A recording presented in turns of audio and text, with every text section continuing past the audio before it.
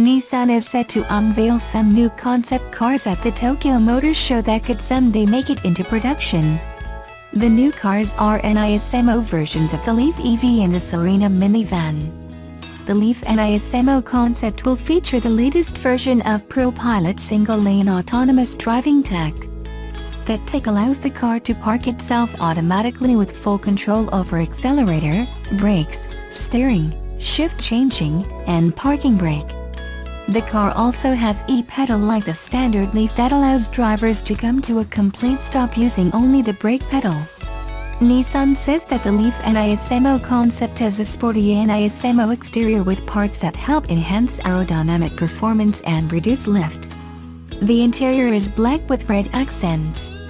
The concept also gets a sport-tuned suspension and high-performance tires along with a custom-tuned computer to improve acceleration.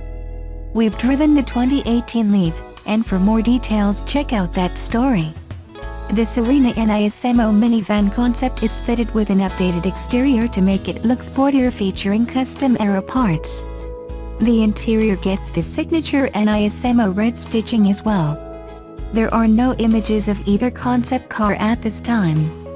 The refreshed skyline will also be shown off in Tokyo. The car gets a revamped exterior, new aluminum wheel designs, and more. The car has a new steering wheel and shift knob inside and a new instrument panel surface finish. The refreshed skyline will land at dealers in Japan in December 2017. Nissan revealed the second generation of its all-electric Leaf hatchback earlier this month, with an output of 147 horsepower and 236 pounds-ft of torque, as well as an estimated range of 150 miles. That's all well and good, but what suddenly got us interested is an upcoming, high-performance Nismo version. Today at an event in Europe, Nissan confirmed it will be bringing a Leaf NISMO concept to the Tokyo Motor Show later this month. According to Autocar, this car is meant to preview the final design that will be put into production. Nissan didn't reveal any specs during the announcement, but did show an image of the concept to journalists.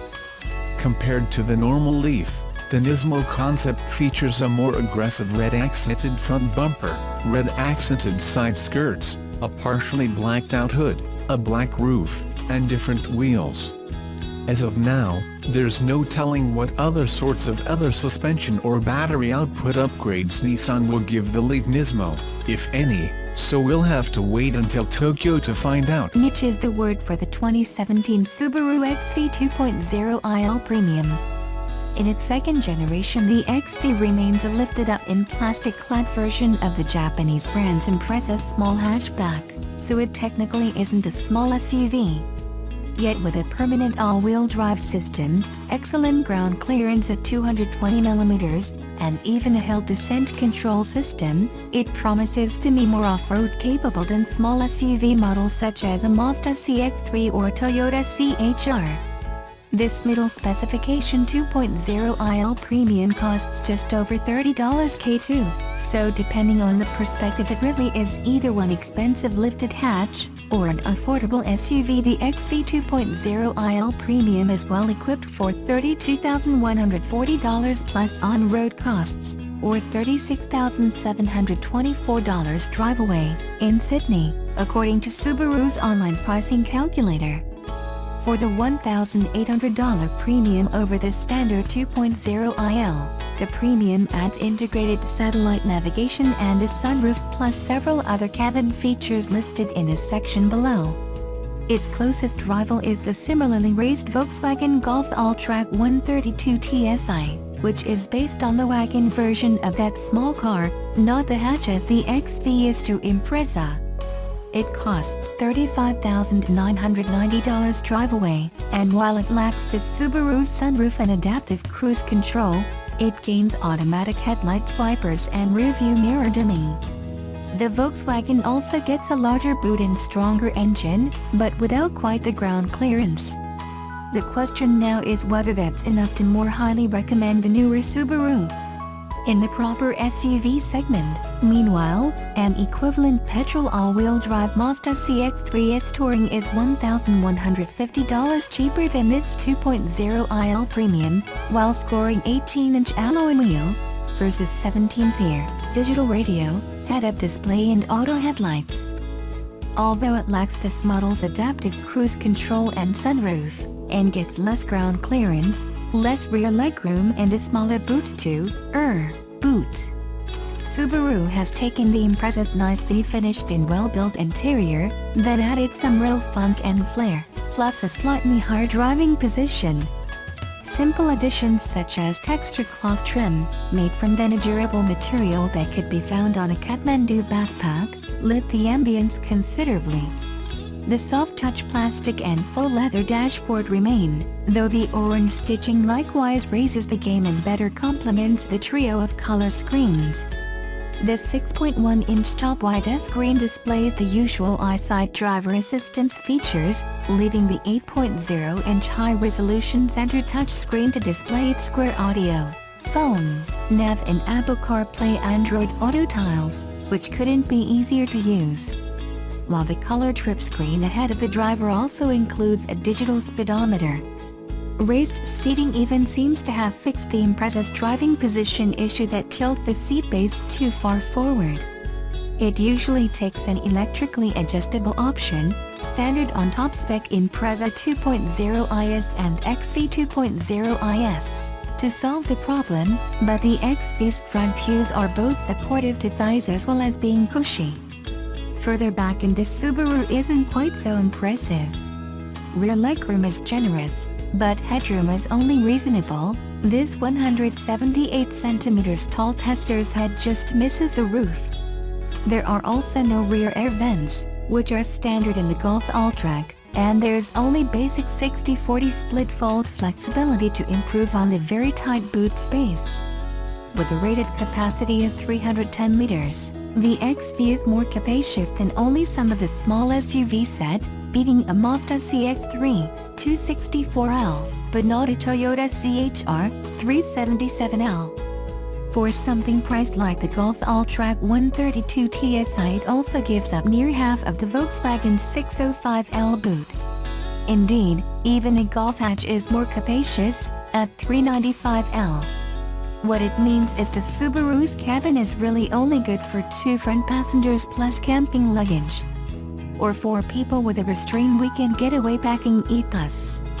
It takes less distance than an around-the-block test drive to realize the Subaru XV suspension tune bests the Impreza's. This isn't a new phenomenon, though, given the brand's medium-sized Outback also trumps the Liberty on which it's also based. At low speed, the 2.0 IL Premium's ride quality does suffer the same slightly abrupt jolting sensation that afflicts its lower hatchback sibling. And, at the other end of the scale, at higher speeds it suffers from a bit of body float. Everywhere else, however, the raised XV also raises the comfort stakes, leveraging the benefits of its broader tires with nicely soothing and supple responses whether traveling over chopped-up urban arterial roads or successive dirt road corrugations. The steering of the Subaru is also among the finest the brand has delivered, with nicely mid-weighted and consistent response from just off the slightly vacant center position. Its direct and linear nature also means the driver need never second-guess or adjust the amount of turn required, just pick a line, and the XV will track true. Add in rather impressive refinement, both in terms of wind, road and engine noise, and a surprisingly energetic chassis, and the 2.0 IL Premium doesn't even need to default to impressing off-road to shine.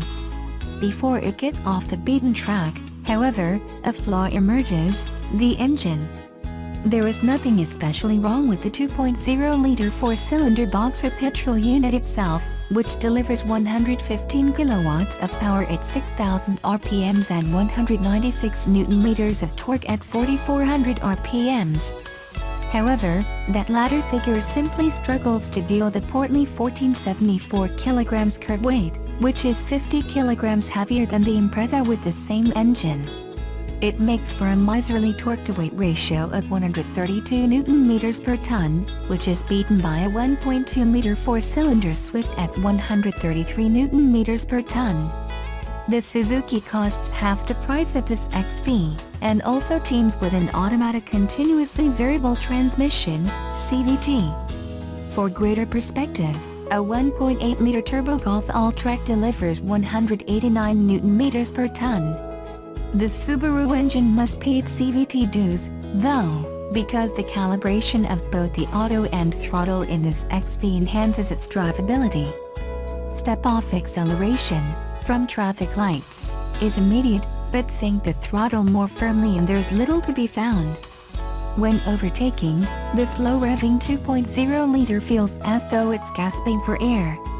This is the slowest vehicle in the class, and around town consumption of 12.0 liters per 100 kilometers only lowered to 8.8 L/100 kilometers after a countryside off-road testing. Speaking of which, the permanent four-wheel drive setup proved more than adept in crawling over obstacles on an off-road course. The XV has an X-Mode button that lets the electronics portion torque from between a fixed 50/50 and 95/5 front to rear. There was never more than 50% of drive going to the rear. And with ground clearance of 225 mm, only a larger, similarly priced but entry-level Toyota RAV4 GX comes close with 215 mm of space between its body and the dirt. Despite sitting 20 mm higher than a Golf, the Alltrack version pales at 175 mm, while a CX-3 is even lower at 160 mm. Rock hopping really is the XV's greatest advantage. A CX-3 is faster and more fun, but is even more cramped and it can't go far off-road.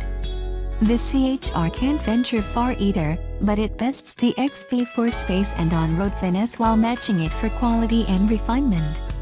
With a 50/50 differential lock, the RAV4 would rival the Subaru off the beaten track, and it trades a lot of equipment for a lot of extra space. Perhaps the best balance of all things, however, really is the Golf Alltrack, with a superb engine, classic cabin, impressive space and competitive pricing. How much does 225 mm of ground clearance mean to buyers? It's the best reason to pick the Subaru XV 2.0L Premium over some jacked-up wagon or small SUV rivals. It also means a buyer can have more equipment for the money than a bigger, base model RAV4 that would best challenge it for light off-roading. Conversely, however, this Subaru lacks rear room, and it is slow for the price.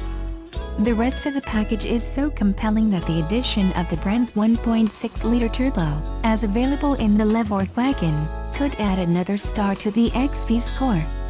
With a nicely furnished cabin, excellent infotainment and active safety technologies, mostly impressive ride comfort, surprisingly fun handling, and decent off-road capability, the 2.0 IL Premium certainly deserves that finishing touch.